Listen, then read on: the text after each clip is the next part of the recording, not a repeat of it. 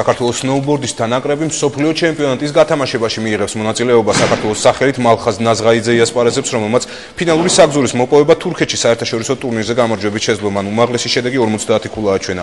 ჩემპიონატი ესპანეთის ქალაქ ლამოლინაში შედგება და მასში მსოფლიოს უძლიერესი სპორტსმენები მიიღებენ მონაწილეობას. ტურნირის სტარტს 15 იანვარს აიღებს და 23 იანვრამდე გაგრძელდება. ქართველი სნოუბორდისტი მსოფლიო ჩემპიონატზე გამგზავრებამდე თურქეთი ქალაქს ერზრუმში საერთაშორისო ტურნირში იასპარეზებს, რომელიც 5 იანვარს გაიმართება.